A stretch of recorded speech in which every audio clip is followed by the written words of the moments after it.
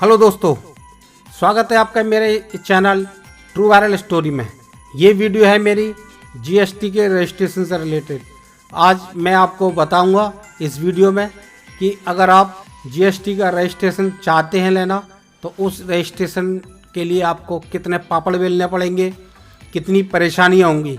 आजकल जीएसटी का रजिस्ट्रेशन बहुत मुश्किल से मिल रहा है, बहुत ज़्यादा परेशानी और बहुत ज़्यादा टाइम जीएसटी के अधिकारी ले रहे हैं और गवर्नमेंट ने जो रूल बना रखे हैं वो भी बहुत ज़्यादा कठिन है और टाइम भी बहुत ज़्यादा लिया जा रहा है।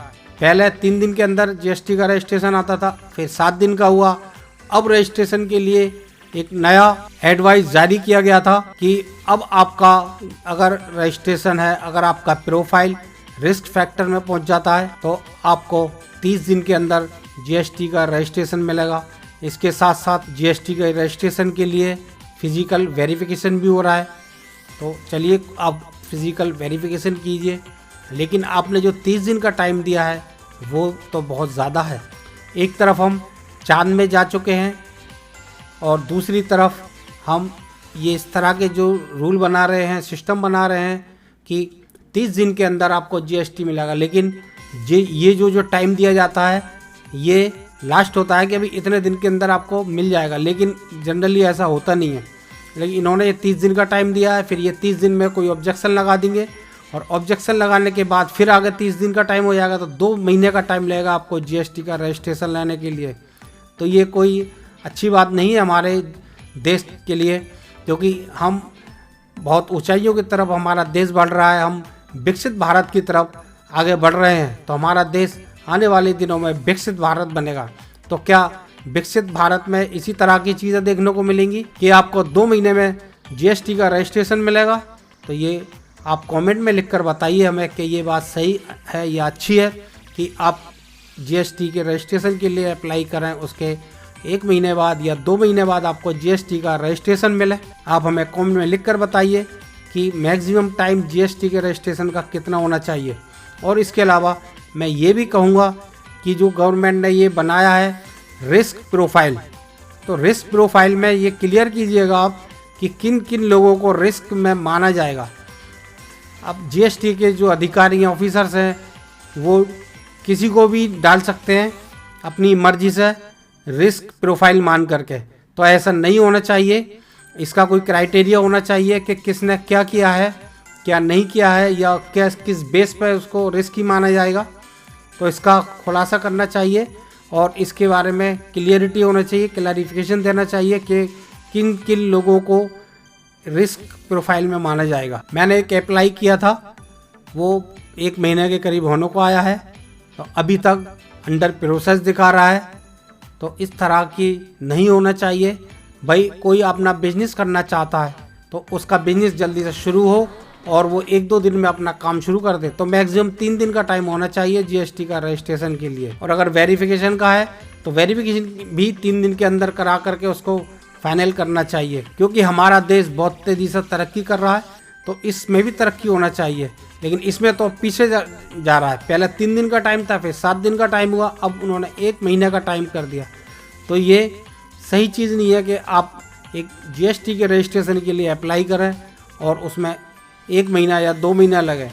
भाई आपको अगर किसी डॉक्यूमेंट में शक है तो उसका वेरिफिकेशन कराएं, फिजिकल वेरिफिकेशन कराएं, तो उसको पूरा करके और जल्दी से जल्दी जीएसटी का रजिस्ट्रेशन दिया जाए हर पब्लिक को। जो भी पब्लिक चाहती है, कोई भी व्यक्ति अगर जीएसटी का रजिस्ट्रेशन चाहता है तो 3 दिन के अंदर उसको मिलना चाहिए, पर प्रैक्टिकली ऐसा नहीं हो रहा है। इससे रिलेटेड जीएसटी ने एक एडवाइजरी जारी की थी, वो मैं आपको एडवाइजरी दिखाता हूँ। ये देखिए जीएसटी की वेबसाइट है और ये देखिए 28 फरवरी को एडवाइजरी जारी की थी। इसमें लिखा है इन्होंने, incidence of delay in registration reported by some taxpayers despite successful Aadhaar authentication in accordance with the rule 8 and 9 of CGST rule 2017।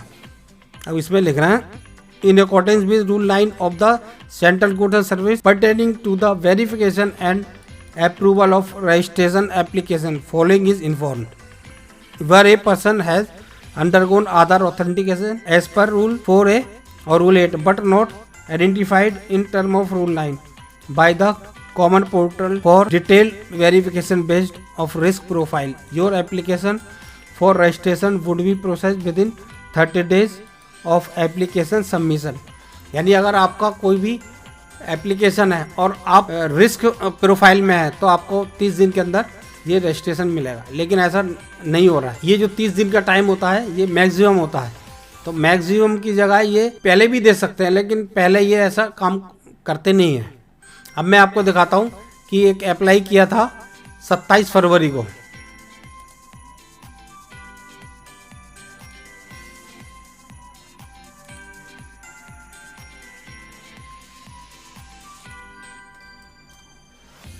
ये देखिए ARN नंबर है,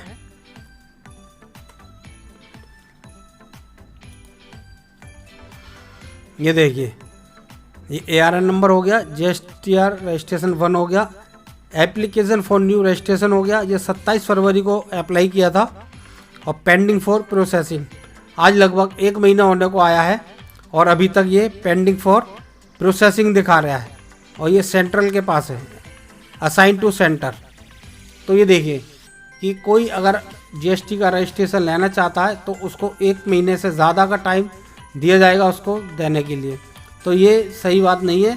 GST का रजिस्ट्रेशन जल्दी से जल्दी मिलना चाहिए जिससे कि वो अपना कारोबार शुरू कर सके, तो इससे देश की तरक्की होगी। जब पब्लिक तरक्की करेगी तभी देश तरक्की करेगा। तो मैं रिक्वेस्ट करूँगा गवर्नमेंट से और GST के जो भी ऑफिसर्स हैं उनसे कि GST का रजिस्ट्रेशन जल्दी से जल्दी पब्लिक को दिया जाए जिससे कि वो अपना कारोबार जल्दी से जल्दी शुरू करें। तो दोस्तों ये मेरी वीडियो थी GST के रजिस्ट्रेशन में आने वाली परेशानियों की, और मैंने रिक्वेस्ट भी किया गवर्नमेंट से और ऑफिसर से कि जल्दी से जल्दी GST का रजिस्ट्रेशन दिया जाए। तो ये मेरी वीडियो आपको कैसे लगा और आप मुझे कमेंट में लिखकर ज़रूर बताइएगा कि GST का रजिस्ट्रेशन कितने दिन में, मैक्सिमम कितने दिन में मिलना चाहिए, क्योंकि मेरा जो व्यू है वो ये है कि 3 दिन के अंदर होना चाहिए, लेकिन आपके हिसाब से मैक्सिमम कितने दिन में GST का रजिस्ट्रेशन दे देना चाहिए।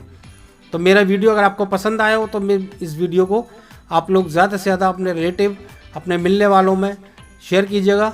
आप अपने व्हाट्सएप से शेयर कीजिएगा, आपके व्हाट्सएप में जिन जिनके नंबर है उन्हीं सभी को शेयर कीजिएगा।